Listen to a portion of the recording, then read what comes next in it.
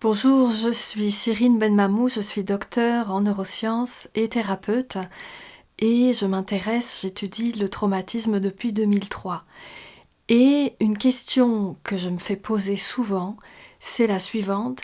Est-ce que je dois connaître l'origine de mon traumatisme pour guérir?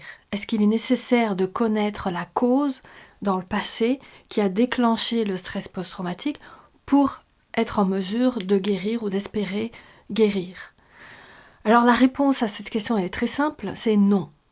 Il n'est absolument pas nécessaire de connaître la cause pour vous guérir aujourd'hui d'un stress post-traumatique. Et il n'est même pas suffisant de connaître la cause pour pouvoir guérir. Alors, moi avant je donnais la réponse, je pensais que ça réglait la question, ça réglait le problème. Et je me suis rendu compte, à force d'accompagner des personnes, que derrière cette question se cachaient en fait des croyances qui pouvaient être extrêmement toxiques et qui pouvaient entraver le processus de guérison. Et c'est de ça que je vais vous parler aujourd'hui, de qu'est-ce qui se cache derrière cette question de savoir est-ce que je dois connaître l'origine de mon traumatisme, donc est-ce que je dois savoir ce qui s'est passé au moment du trauma pour espérer me guérir aujourd'hui du traumatisme. Il y a plusieurs sous-questions ou des croyances souvent inconscientes et finalement la question que l'on me pose c'est juste un symptôme d'une compréhension du traumatisme qui est problématique et qui empêche la guérison. Si vous-même vous vous posez cette question parfois ou si vous l'entendez, comprenez qu'il est important de s'intéresser à ce qu'il y a en arrière, aux présupposés que l'on fait avant de poser la question « faut-il connaître le trauma pour guérir du traumatisme ?» Donc, je vais vous montrer sur le tableau derrière moi au fur et à mesure des schémas pour vous aider à comprendre ce que je vous dis. Et premier schéma que je vous propose, c'est une représentation du trauma, donc qui est l'événement. Le trauma, c'est un événement. Ça peut être un accident, un deuil, une agression, une maladie grave, n'importe quel événement qui peut être à l'origine d'un stress post-traumatique, donc d'un traumatisme. Quand je dis traumatisme, c'est l'équivalent d'un stress post-traumatique. Et qui est donc une souffrance qui se manifeste dans le présent, à long terme, longtemps après que l'événement ou les événements se soient terminés. Donc lorsqu'on se pose la question, est-ce que la cause de mon traumatisme, c'est un trauma, on suppose qu'il y a un lien de causalité.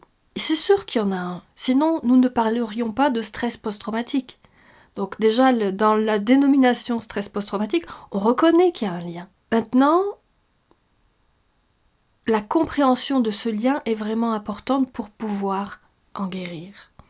Parce que si l'on suppose que le lien de causalité entre l'événement et le stress à long terme est important, c'est là que on se dit je dois absolument savoir ce qui s'est passé. Et parfois, ça signifie aussi que l'on suppose que si on comprend exactement ce qui s'est passé à l'époque où l'événement s'est produit, on va pouvoir se guérir. Et ce qui est en grande partie faux. De croire que la solution aux souffrances actuelles est cachée à l'origine des événements, c'est vraiment se condamner à souffrir éternellement parce qu'on ne saura jamais complètement ce qui s'est passé. Ça, c'est la première raison. Il y en a d'autres. La deuxième raison, la deuxième raison de mon inquiétude face à cette question, c'est que ça cache souvent une forme de fatalisme qui consiste à croire que s'il y a un lien de cause à effet entre l'événement et ses conséquences, eh bien, parce qu'on ne peut pas revenir en arrière et défaire ce qui a été fait, on ne peut pas défaire le trauma, nous serions condamnés à souffrir éternellement. Il y a aussi parfois un besoin de comprendre, et ce besoin de comprendre, j'en parlerai lors d'une autre vidéo, parce que c'est tout à fait naturel d'avoir envie de comprendre ce qui s'est passé. De nouveau, ça peut devenir un enfermement de trop se focaliser sur le passé et de pas suffisamment s'intéresser au présent. L'autre chose pour laquelle il est difficile ou délicat de répondre à la question Est-ce que j'ai besoin de savoir les événements qui se sont produits pour en guérir? C'est que cela supposerait que c'est l'événement qui est à l'origine du stress post-traumatique. Or, le traumatisme et même la perception du trauma est toujours avant tout une question de subjectivité, de perception subjective. Donc ce ne sont pas tant les circonstances extérieures de l'événement qui ont de l'importance que la manière dont cela a été vécu subjectivement, par vous, si c'est de vous qu'il s'agit, ou par la personne concernée. Vous souvenez-vous, dans la vidéo, je pense que c'était le 2 juin 2017, je vous ai présenté une étude. Donc voici les résultats. Et cette étude s'intéressait au lien entre une agression, un abus sexuel vécu pendant l'enfance et le développement d'un syndrome dépressif à l'adolescence chez des jeunes filles. Et les résultats étaient les suivants, c'est que chez les jeunes filles qui ont subi un abus sexuel, il y a 63% de ces jeunes filles qui vont développer une dépression majeure à l'adolescence. Alors que chez des jeunes filles qui n'ont pas subi d'abus sexuel, il y a seulement 11% qui développent un syndrome dépressif à l'adolescence. Et certains d'entre vous ont remarqué, tout à fait judicieusement, on ne peut pas se fier uniquement à la question de l'abus sexuel. On ne peut pas dire, hors de tout doute, que c'est l'événement de l'abus sexuel qui est à l'origine de la dépression. Parce que s'il y avait de nouveau cette programmation absolue, ce serait 100% des jeunes filles qui ont subi un abus sexuel qui seraient en dépression à l'adolescence. Donc la réalité est très complexe et on voit clairement qu'il y a un lien, que l'abus sexuel contribue, alors directement ou indirectement, à développer un syndrome dépressif. Pourquoi je dis directement ou indirectement? On peut se dire, peut-être que chez certaines jeunes filles, dans l'environnement familial et social de certaines jeunes filles, les conditions étaient tellement... Alors il y avait de la négligence ou de la maltraitance récurrente, qui est à l'origine de la dépression, et le fait qu'il y ait eu un abus sexuel dans ce contexte-là, c'est un élément du contexte. On peut se dire ça, on peut se poser la question. Parce que comment se fait-il que 37% n'aient pas développé de syndrome dépressif? Alors ça peut se déclencher plus tard aussi. L'abus sexuel est un événement traumatique, oui. De toute façon, pas besoin de ce genre d'études. Quoique, si aujourd'hui on sait reconnaître que l'abus sexuel sur les enfants ont des conséquences dramatiques, pas juste à l'adolescence, mais à l'âge adulte également. Ça, c'est des choses qui, il y a quelques décennies à peine, étaient complètement niées, ignorées. Donc, ce qui aujourd'hui apparaît comme une évidence ne l'était pas il n'y a pas si longtemps que ça. Donc pour revenir à la question qui nous intéresse aujourd'hui, connaître les événements traumatiques peut aider à comprendre ce qui s'est passé. Mais la cause et le lien de causalité, en général, il peut être établi rétrospectivement. On ne peut pas anticiper, on ne peut pas vraiment prédire, on peut simplement constater, après les faits, quand le stress post-traumatique ou quand une forme d'anxiété. Alors quand on parle de stress post-traumatique, c'est quoi? Oui, c'est l'anxiété, c'est l'hypervigilance, ça peut être des douleurs chroniques, mauvaise qualité de sommeil, mauvaise santé en général, des problèmes aussi de dépression, de troubles de l'humeur, troubles de la concentration. C'est ça les manifestations du stress post-traumatique. Le fait d'éviter certaines situations, de ne pas réussir à s'accomplir là où d'autres y arrivent relativement facilement. Voilà, ce sont les conséquences ou les manifestations du stress post-traumatique. Donc ce que je vous disais, c'est que les causes, et là vous voyez que j'ai rajouté 2 autres traumas parce que dans la réalité de la vie, il n'y a pas uniquement un trauma qui est vécu. Chacun d'entre nous avons vécu et allons vivre de multiples traumas dans notre vie. Ça, malheureusement, c'est inévitable. On ne peut pas, par exemple, éviter de perdre des proches. La mort, ça fait partie de la vie. Et le deuil, c'est un des traumas les plus difficiles à intégrer. Donc pourquoi j'ai rajouté 2 autres traumas? Parce que voilà, dans la réalité de la vie, nous vivons de multiples traumas.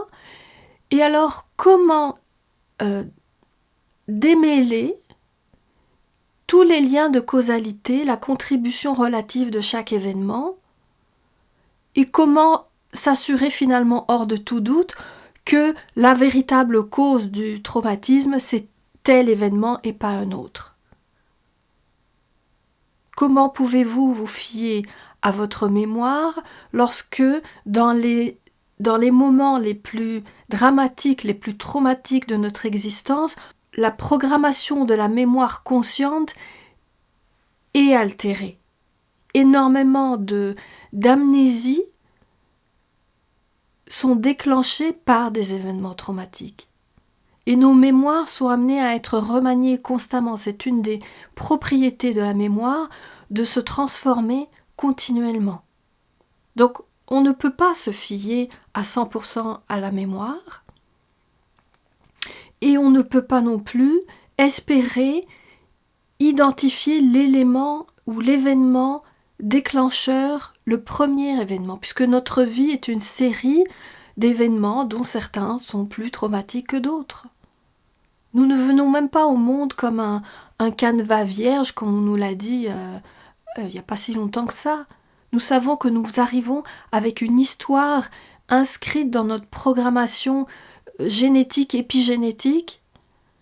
Nous savons que les traumatismes se transmettent de manière transgénérationnelle. Nous savons aussi que pendant la vie intra-utérine, il se passe énormément d'événements dont certains peuvent être vécus comme un trauma par le fœtus. Donc, jusqu'à quelle origine pensez-vous pouvoir remonter?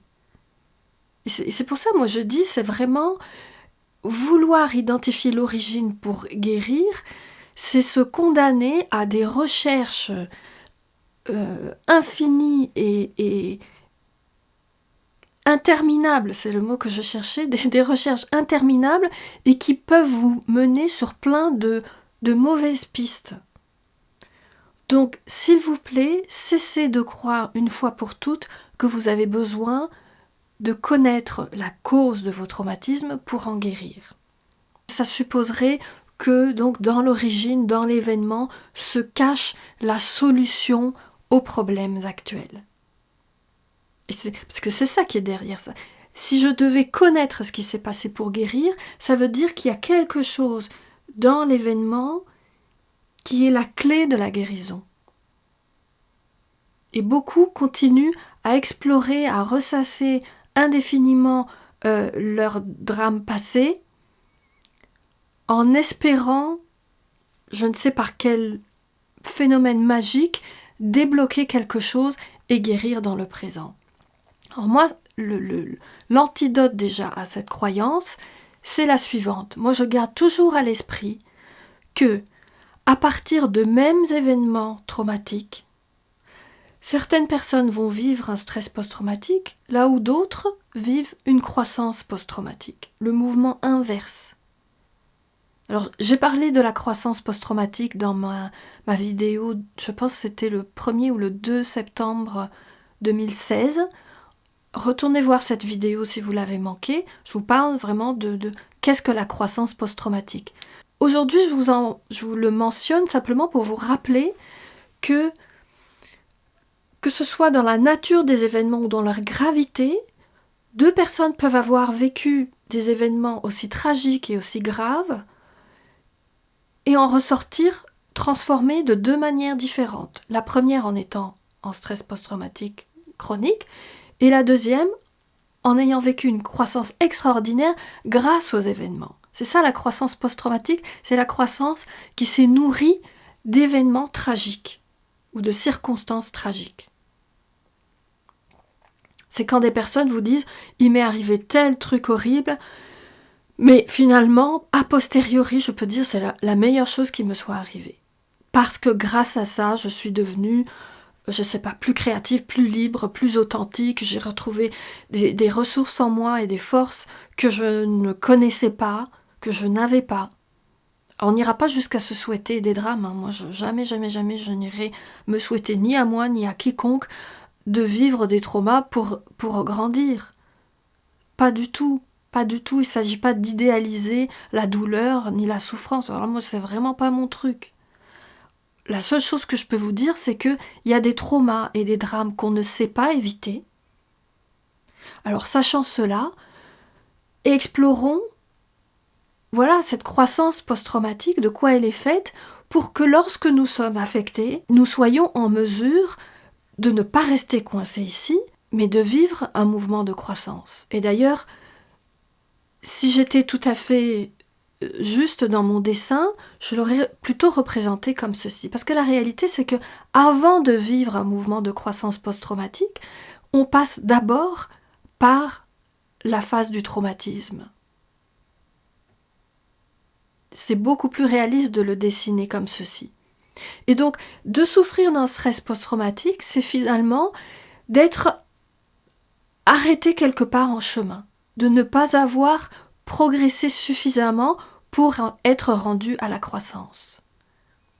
Et ce qui permet de faire ce mouvement de croissance, c'est ce qu'on appelle finalement la résilience. La résilience, c'est cette aptitude de transformer des douleurs, des épreuves, des traumas en occasion de grandir individuellement, de grandir sur le plan relationnel, de grandir sur le plan de la relation à la vie, sur le plan spirituel. Et même là, mon schéma, il est inexact, parce que pour être absolument, ça reste une représentation schématique, hein, on s'entend, et je sais que vous comprenez, mais en réalité, ça ressemblerait plus à ceci, parce que le chemin du traumatisme à la croissance post-traumatique, c'est pas une ligne droite. Ça ressemble plus à un labyrinthe, d'où le symbole du labyrinthe qui est vraiment le symbole du chemin initiatique. Parce que le chemin de la guérison et le chemin de la croissance est fait d'errance, de recherche, de tentatives, de succès, puis de rechute. C'est ça la réalité. Donc la résilience, c'est pas quelque chose d'absolu, c'est pas tout ou rien, et vous êtes une personne résiliente. Ça aussi, il faudrait vous l'ancrer dans la tête une fois pour toutes. Si vous le savez, c'est tant mieux, répétez-vous-le. Mais si vous êtes du genre à vous dire « Ouais, non, mais lui, il y arrive parce qu'il est résilient, mais moi malheureusement, j'ai eu une enfance comme ceci, j'ai eu un problème tel cela, nanana, donc je suis pas résiliente. » C'est faux. Si vous êtes venu au monde, c'est que vous êtes d'abord le dernier ou la dernière, je veux dire créature, oui, vous êtes la dernière émergence d'une lignée éminemment résiliente. Pourquoi ? Parce que si vous êtes venu au monde, c'est que la vie s'est transmise depuis la nuit des temps de manière ininterrompue jusqu'à vous. À travers les guerres, à travers les famines, à travers les épidémies, à travers les drames familiaux ou collectifs. C'est ça que ça veut dire. Si vous êtes en vie aujourd'hui, c'est que la vie s'est transmise jusqu'à vous sans interruption.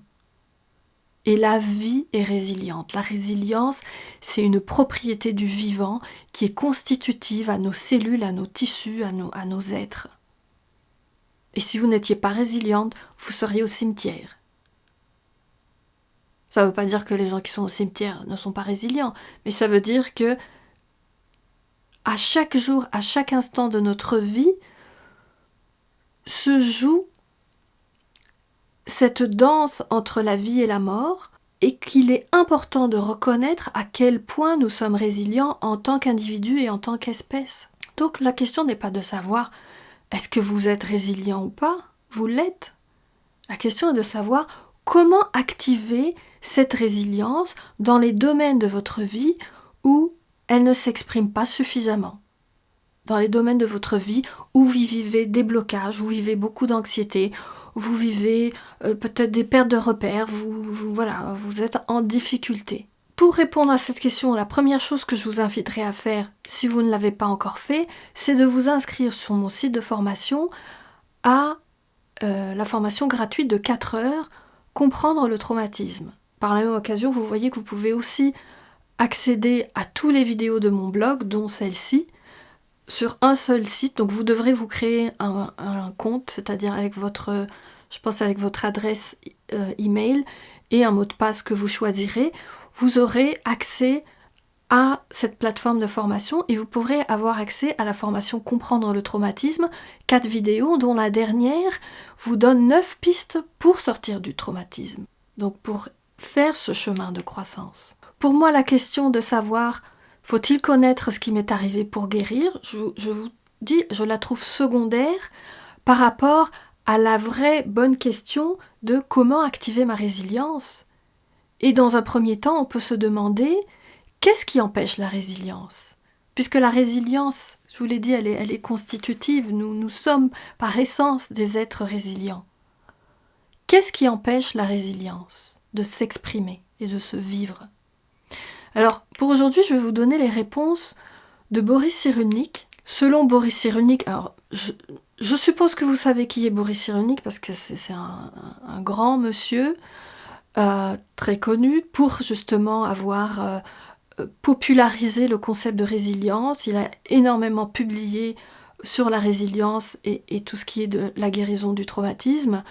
Et ce que lui nous dit, c'est qu'il y a 3 éléments qui empêchent la résilience, ou 3 facteurs qui empêchent la résilience. Le premier facteur, c'est l'isolement. Le deuxième facteur, c'est le non-sens, le fait de ne pas être en mesure de donner du sens à ce qui s'est passé. Et le troisième facteur qui empêche la résilience, c'est la honte. Donc, sachant que ces 3 facteurs bloquent la résilience, empêchent la résilience de s'exprimer, eh bien, déjà, ça vous donne une bonne idée du chemin à suivre.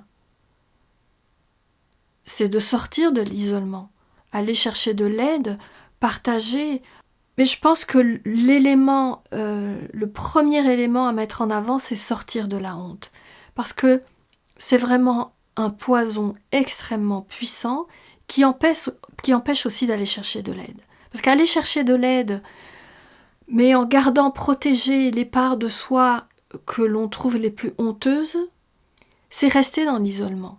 Il y a énormément de personnes qui pensent chercher de l'aide, qui pensent faire des démarches thérapeutiques, mais qui ne s'ouvrent pas complètement, qui protègent vraiment d'une forteresse des parts de leur être ou de leur histoire, qui leur font vivre de la honte, et qui finalement se maintiennent dans l'isolement sans le savoir.